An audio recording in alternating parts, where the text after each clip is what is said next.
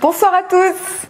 Donc ce soir on fait un petit tour aux Antilles. Je vais vous préparer un entremets mangue, coco, citron vert. Vous allez voir, c'est un véritable délice. C'est voilà, pas si compliqué que ça. On attaque tout de suite. Bonjour, bienvenue sur la chaîne Cru Life. Donc on va commencer par un petit, comment dirais-je, un accessoire. Donc moi j'ai des jolies petites spirales, vous voyez, en moule silicone comme ça, tout fin. Hop, je sais pas si vous voyez bien, j'ai une caméra un peu partout. Donc ça va nous permettre de faire un élément de déco, mais pas seulement, qui va avoir un intérêt particulier puisque ça va être notre citron vert. Donc on va attaquer par ça, comme ça je pense que je vais pouvoir les démouler avant la fin du live. Donc il nous faut pour ce faire un demi-zeste de citron vert, donc un petit zesteur. Hop.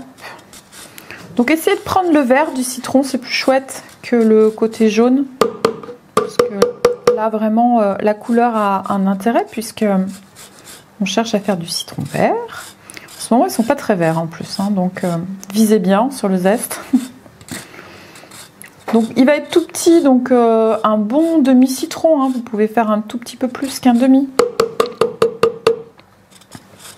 Ça ne vous empêchera pas éventuellement de remettre encore un petit peu sur la pâtisserie à la fin. Donc c'est une pâtisserie qui est très raffinée, hein, qui est vraiment très parfumée, qui n'est pas très sucrée, qui ravira tout le monde, parce que c'est des saveurs qui plaisent beaucoup. Hop. Mon conseil, la première fois vous la préparez bien comme je vous la propose. Après si vous voulez la faire plus sucrée ou faire des variantes, après on peut par exemple mettre de l'ananas à la place de la mangue. Tout à fait réalisable, ça va être délicieux également. Mais faites-le une fois comme je la propose.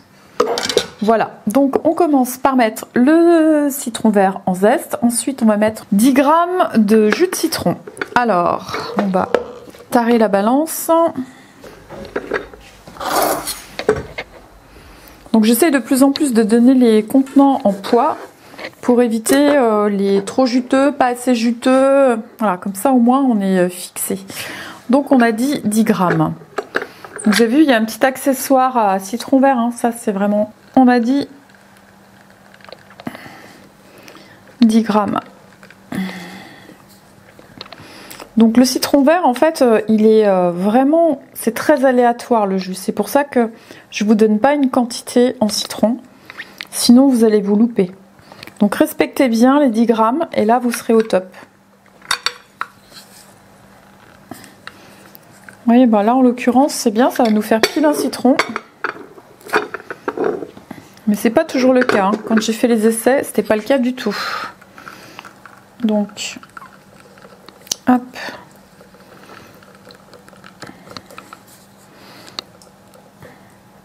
Voilà, bon, pas tout à fait, il y en a un petit peu moins qu'un citron. Hop. Voilà. Alors, on a mis notre zeste, on a mis notre citron. Alors, je vais essayer de rien oublier. Il nous faut 10 g de sirop d'agave. J'aurais presque pu le faire dans le tout petit blender. Bon. Toc.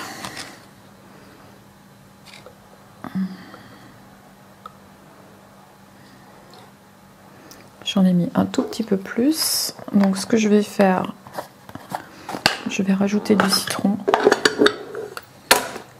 En fait, je vais presser tout mon citron. Parce que j'ai mis 5 g de trop de sirop d'agave. Ça va vite, hein, en fait. Hein.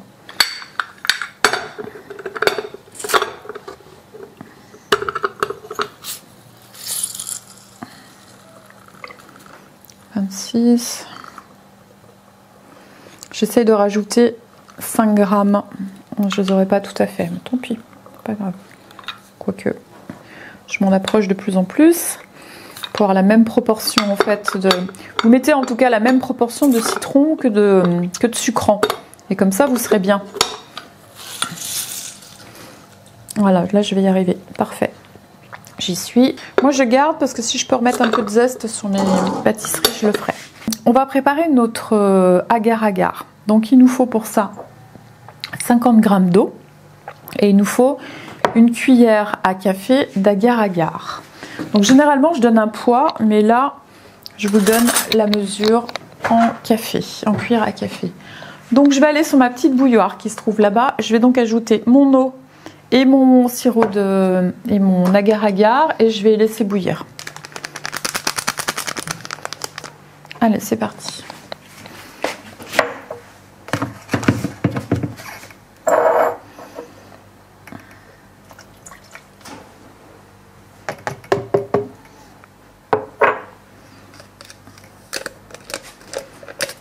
Donc le conseil pour l'agar-agar, c'est de bien mélanger avant de faire bouillir.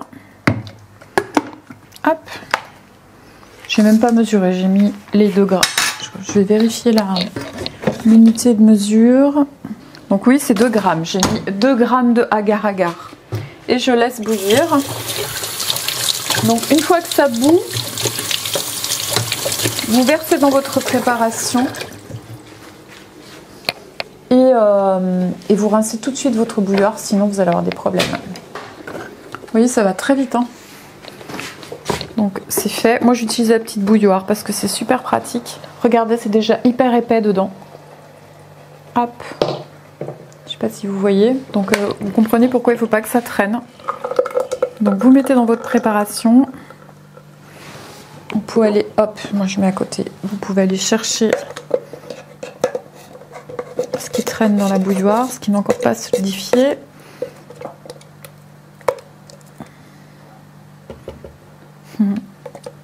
C'est dingue comme ça prend vite.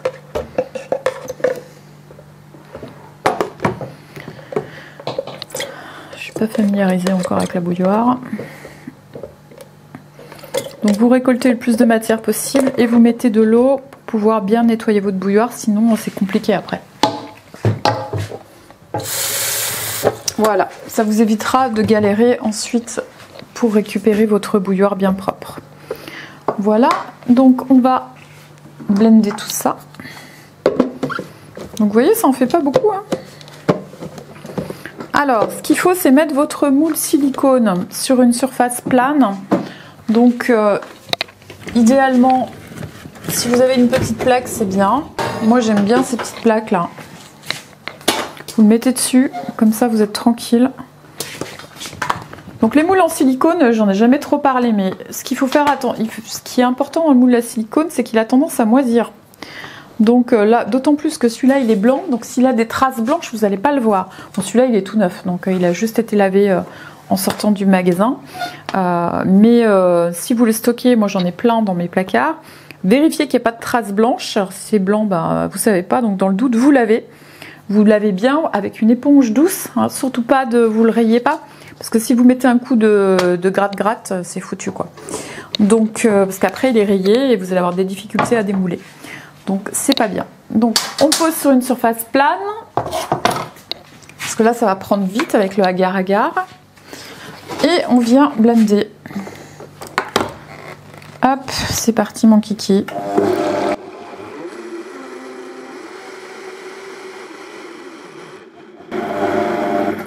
Voilà. Pas plus compliqué que ça. Et vous allez remplir vos petits inserts. Moi j'aurais pu en faire plus. Hein. Hop. Mais bon, je suis restée modérée. Après je me fais disputer parce qu'il faut tout qui mange mes pâtisseries. Et ma maman elle me dispute, elle me dit c'est tout moi qui mange. Hop, je lui dis t'as de la chance, il y en a plein qui voudraient les manger, mais... Tac. Alors... 4, ce serait bien. Oh, je crois que je vais même arriver à en faire plus. Donc vous remplissez bien vos moules.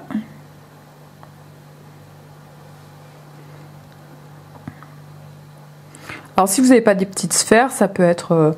moi par exemple j'avais des petits cœurs, ça aurait pu être des petits cœurs. Là c'est vrai quand j'ai vu ces petites spirales là, j'ai trouvé ça trop sympa, ça m'a plu, je trouvais ça très inspirant. Donc vu que j'avais envie de travailler sur la base d'un dôme, je trouve que c'est très complémentaire. Enfin, visuellement, c'est joli.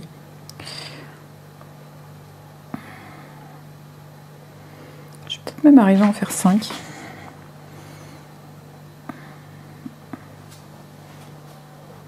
Très bien. Alors, voyons.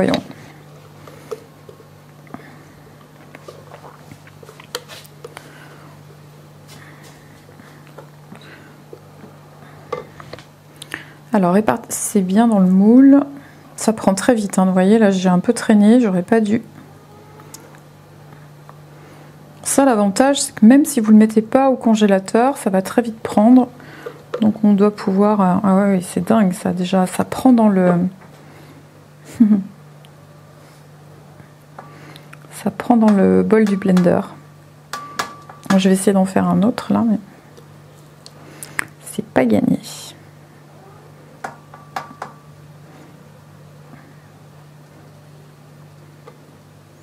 Qu'est-ce que ça sent bon, le citron vert. C'est joli parce que ça met une transparence, puis vous avez les petits zestes qui mettent de la matière et des petites paillettes dedans. Moi, j'aime bien. Je trouve ça très joli. Hop. Bon, voilà. Si j'avais été plus rapide, je pense que j'aurais pu en faire un de plus. Mais j'ai pas été assez rapide.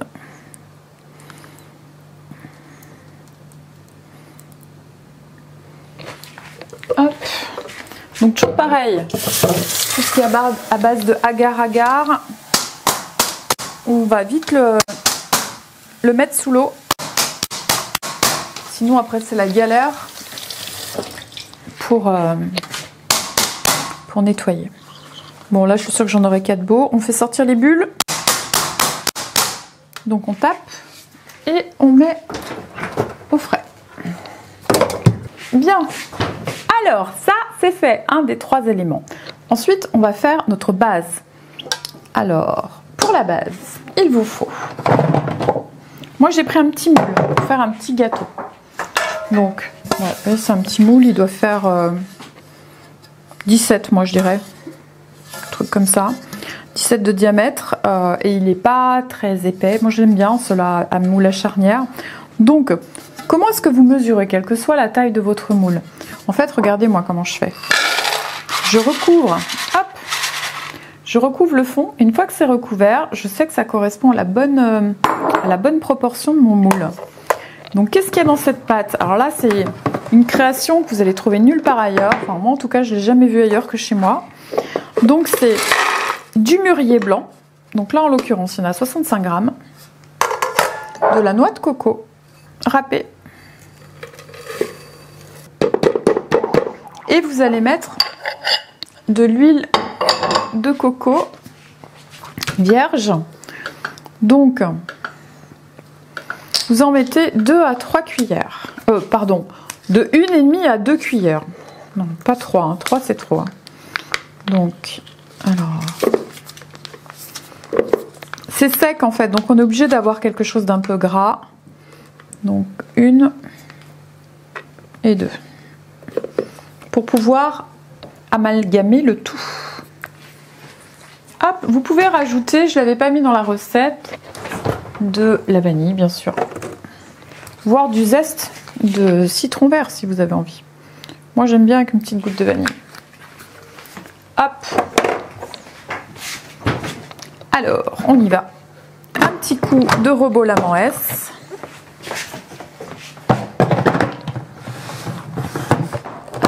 Allez, on pulse.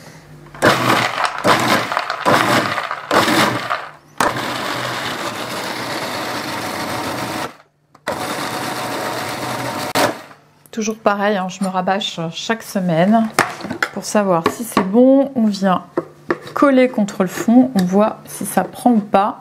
Donc là, ça, voilà, ça sent bon ça.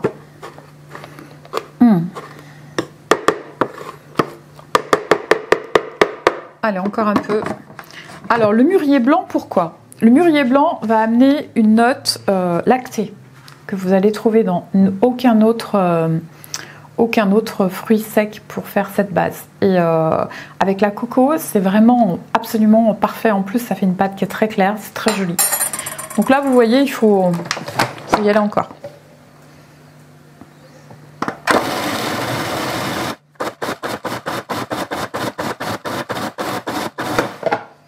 Hop.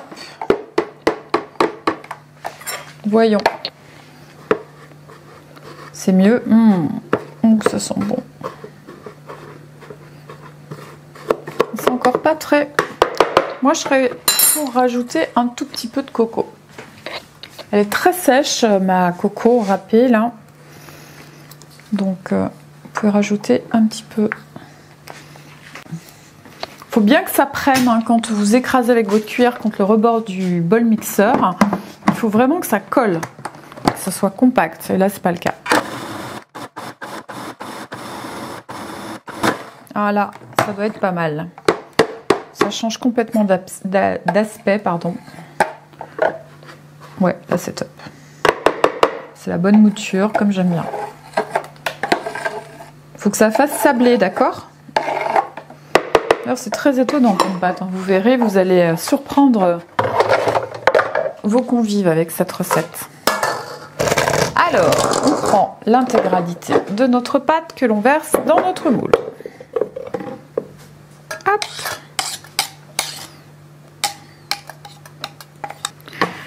Alors, vous répartissez la pâte.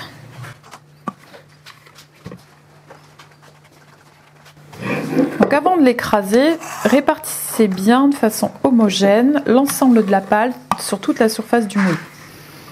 Parce que sinon, après, quand on s'est écrasé, bon, on y arrive parce que c'est de la pression, donc avec de la patience, on arrive à répartir. Mais c'est dommage parce qu'avant, c'est si simple.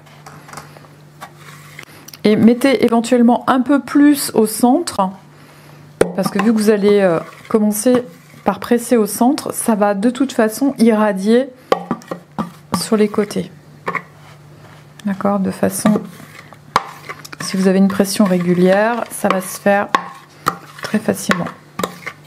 Alors récupérez bien toute votre pâte, il y en a pile poil, hein. Donc je sais pas si j'ai dit, il y avait donc 65 grammes de chaque. Donc de coco et de mûrier blanc. Donc si vous n'avez pas de mûrier blanc, qu'est-ce que vous pouvez mettre? Vous pouvez mettre quelque chose qui n'est pas trop de goût. Ça marche avec de la date. Bon, ça sera beaucoup plus foncé. Qu'est-ce que vous pouvez mettre d'autre? Avec de l'abricot. Je pense que ça va être très bien. De l'abricot sec. Donc là, vous voyez, je sens qu'elle va rester très sablée, ce qui est très bien à la dégustation. Par contre, pour notre réalisation, il va falloir la faire figer pour pouvoir faire notre recette. Donc, ce que je vous propose, une fois que vous l'avez bien pressée, bon, c'est pas mon cas là, elle n'est pas bien pressée, hein. Je commence à peine. Mettez-la au congélateur, comme ça elle va bien prendre et vous n'aurez pas de soucis.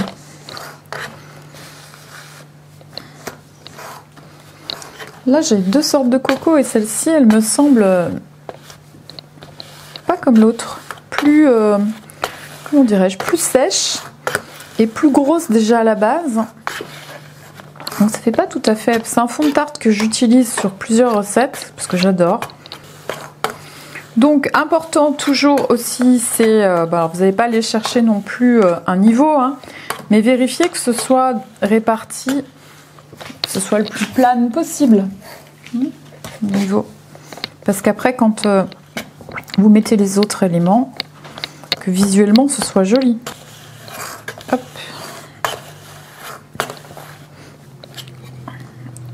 Voilà. Donc, élément numéro 2 réalisé. Donc, vous le mettez au congélateur. Donc, moi, j'ai choisi des petits dômes comme ça.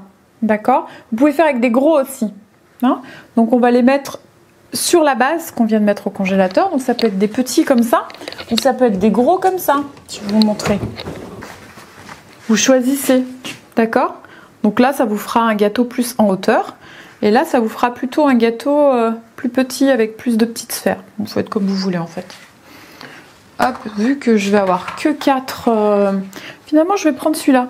Vu que je vais avoir que 4 petites spirales, autant ne pas avoir trop de dômes. Donc, on va préparer notre mangue. Donc, on prend une mangue pardon, bien mûre, mais on fait attention qu'elle ne soit pas pourrie. Alors là, en l'occurrence, elle est bien mûre. Hein. Donc, tac, on prépare notre mangue. Donc, on épluche. Donc, celles-ci, elles ont la particularité d'avoir un petit goût un peu presque épicé, que moi, perso, j'adore. C'est mes préférées. Elles sont moins sucrées et plus aromatiques. Donc il nous en faut 70 grammes. En ayant changé les sphères, je pense que ça devrait aller. On verra, on va improviser. S'il faut en refaire un peu plus, on en fera un peu plus. Hein? Après, vous avez la proportionnalité de votre recette équilibrée. Donc après, vous faites en fonction de vos moules. Vous n'êtes pas obligé d'acheter des moules à chaque fois que vous faites une recette. Sinon, votre cuisine, ça va devenir ingérable. Hein. Donc là,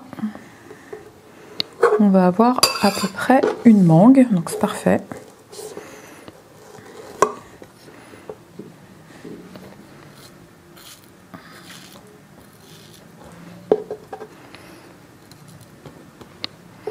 Alors moi, j'ai un petit truc pour les recettes à la mangue, c'est de rajouter toujours de la mangue séchée, à la fois pour la couleur, mais pour exaucer le goût. Donc, hop.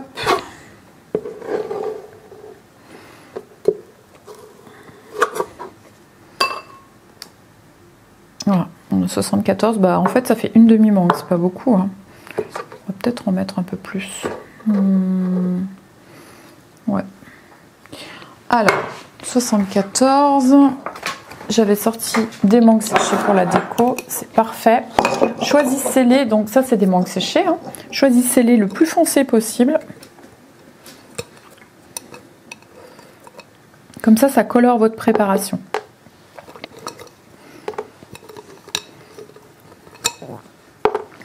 Je préfère mettre ça que mettre du sucrant. Parce que là, vous avez une préparation qui va être hop, très très fort en goût de mangue.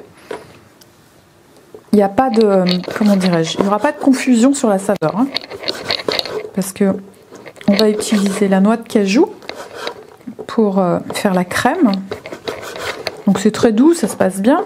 Mais les mangues, en fonction de la variété que vous allez choisir et de son état de maturité, ça change beaucoup.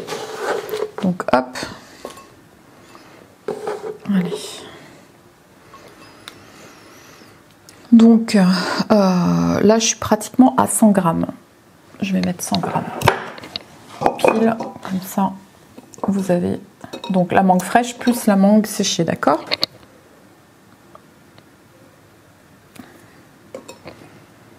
Voilà, 100 grammes. Donc vous mettez ça dans le blender.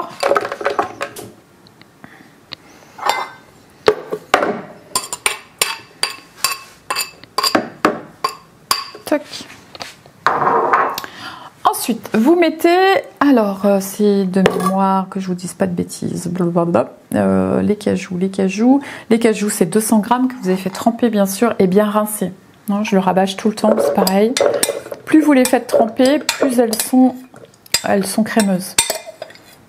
Et elles sont faciles à mixer. Alors, qu'est-ce que j'oublie? Voyons, vérifions. Donc, ma mangue, du citron. Donc, normalement, il en faut 10 grammes. Donc, je vais déjà épurer ça. Je vais le faire dans un récipient comme ça, ce sera plus simple. Donc, je vais represser un peu cela parce qu'il en restait.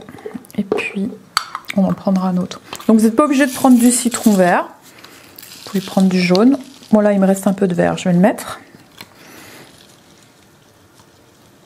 Voilà.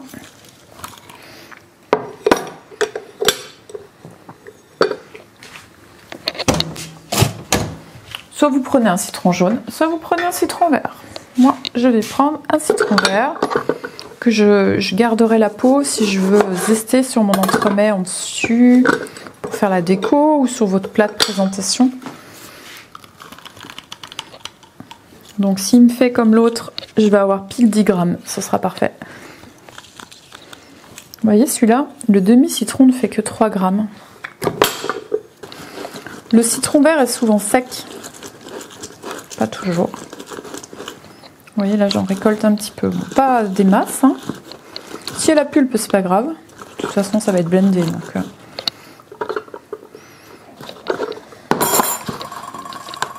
qu'est-ce que j'arrive à faire? Eh, si, j'arrive à 6 grammes.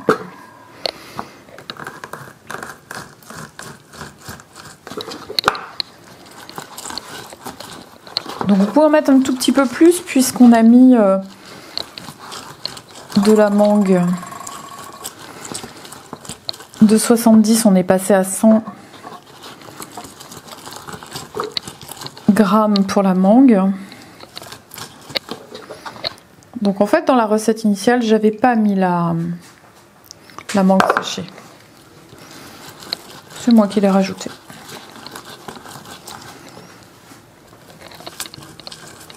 Allez, on va jusqu'à 15 grammes. Moi j'en ai même 16.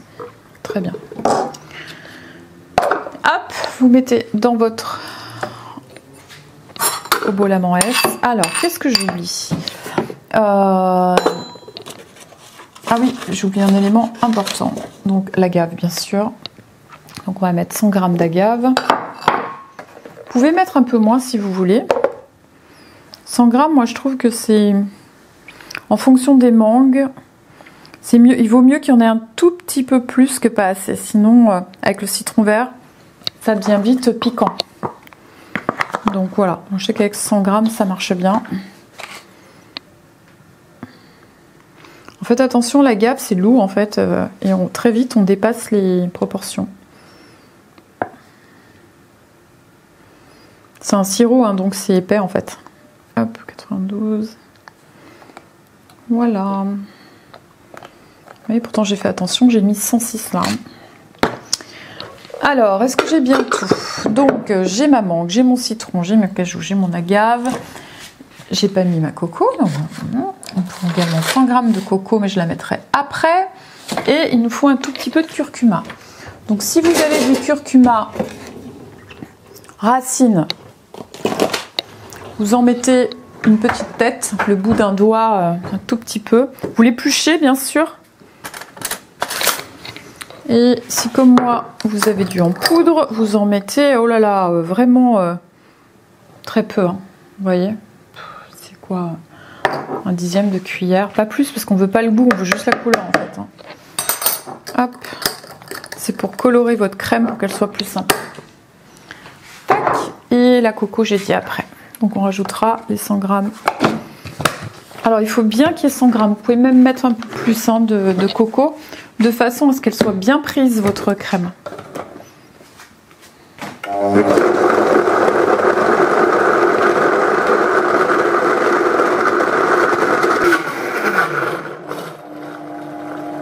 Tac. Alors, donc il faut aller vers une préparation le plus homogène possible, de façon à ce qu'on ne fasse pas chauffer la coco comme d'habitude, pour pas qu'on ait un problème de tranchage. Vous savez que l'huile de coco tranche au bout d'un moment, selon la température. Alors, on va aller récupérer la matière. Tiens, là, j'ai des morceaux de mangue. Donc, on va chercher contre le bol du mixeur la matière sur le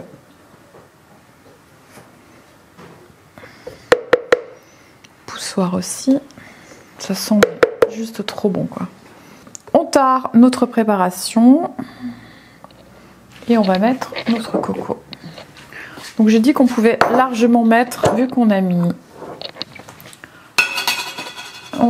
100 g au lieu de 70 de coco, on peut mettre largement 110 g.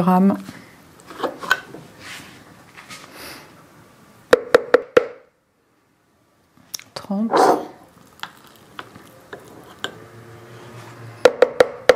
Moi j'irais bien même jusqu'à 120. Vu que ça va être fort en goût, grâce à la séchée.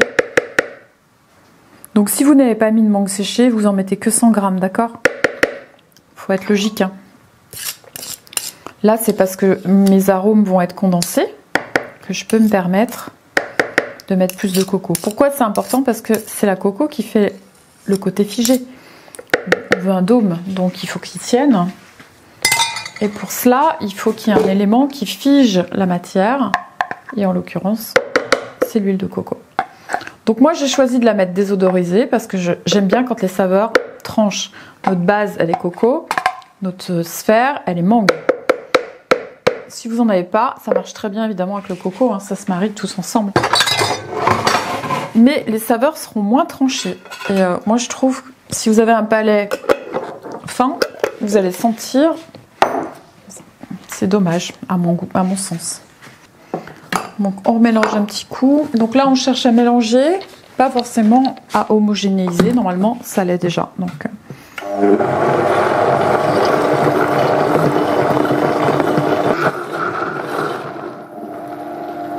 Alors, si vous n'avez pas utilisé de mangue séchée, vous n'aurez pas ce problème, d'accord?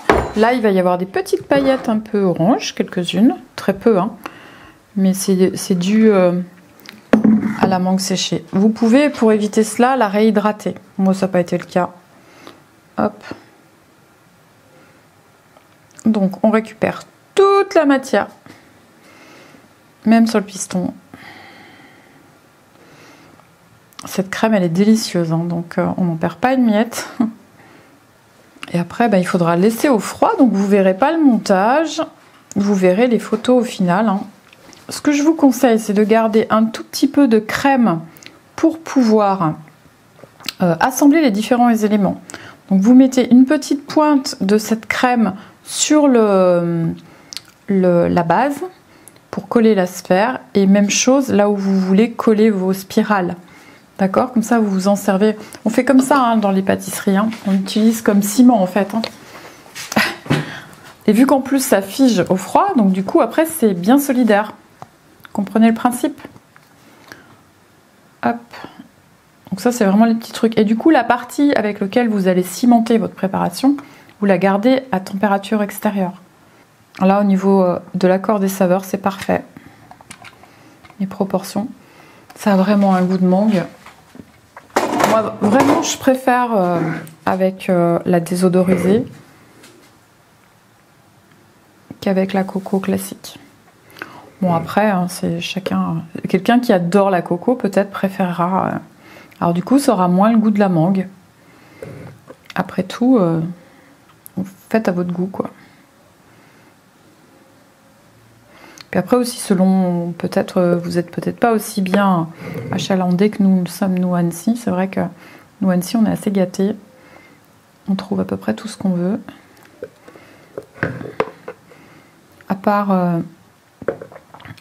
de la noix de cajou crue et du caroube cru, j'avoue que je commande pas sur les sites. Je trouve tout par ici.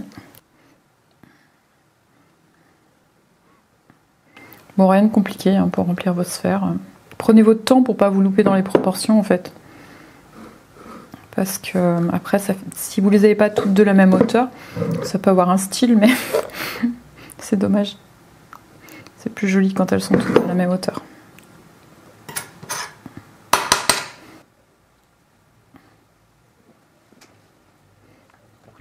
Donc comme je vous l'ai dit, vous pouvez faire avec d'autres saveurs que la mangue en respectant les proportions. Moi j'aime beaucoup aussi avec l'ananas. Je trouve que ça se marie super bien, coco, ananas, citron vert, c'est des classiques. Alors je risque pas de vous parler de la goyave parce que moi je déteste la goyave. Mais bon, je suis pas la seule, peut-être que vous aimez.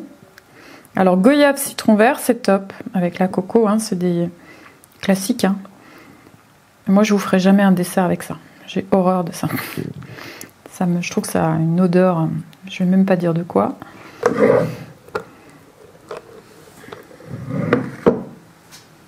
Donc en fait, ce qu'il faut, c'est éviter les bulles. Donc vous avez vu, c'est pour ça que je prends mon temps et puis que je viens secouer un peu à l'intérieur des sphères.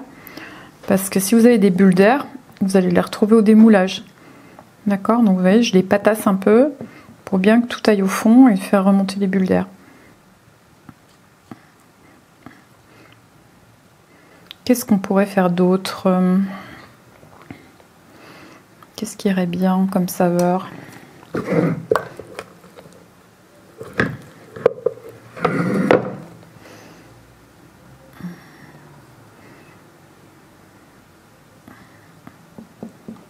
Ouais, donc je pense que principalement c'est ceux-là. Hein.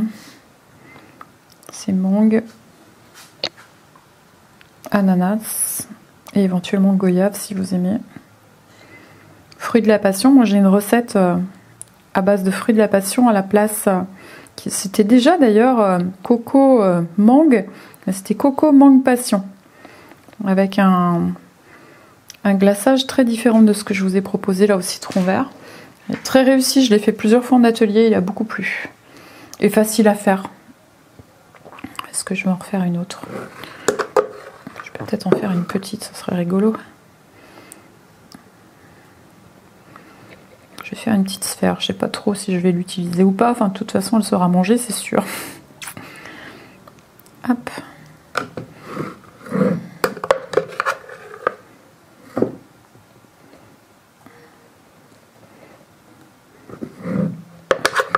Il ne va pas rester grand chose.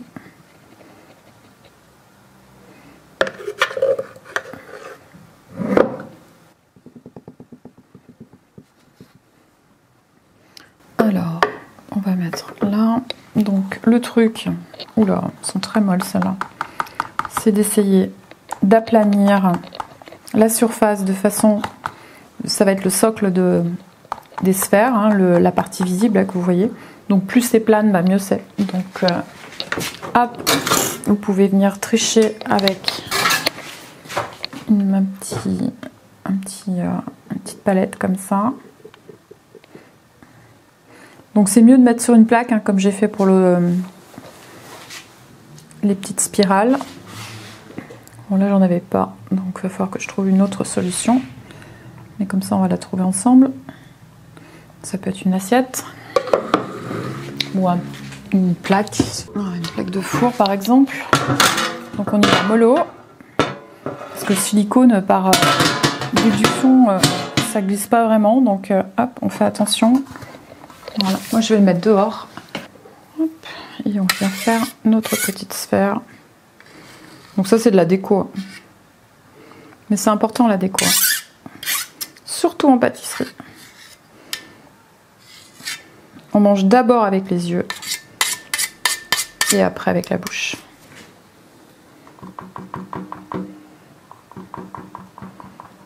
Voilà, oui, c'est parfait. J'en aurais bien assez pour coller. Je pense que je pourrais même en faire une deuxième. Je vais la faire.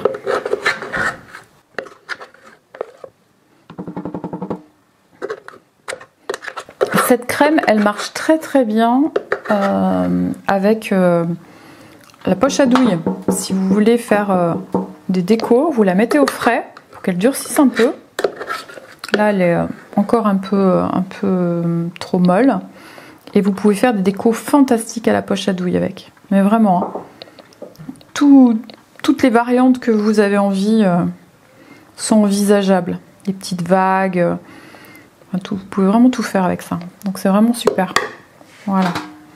Donc pareil, on aplatit et on met au frais.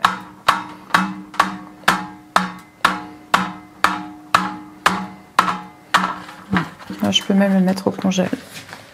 C'est facile. Vous verrez que vous n'aurez aucune difficulté à démouler. C'est vraiment, en termes de texture, c'est parfait.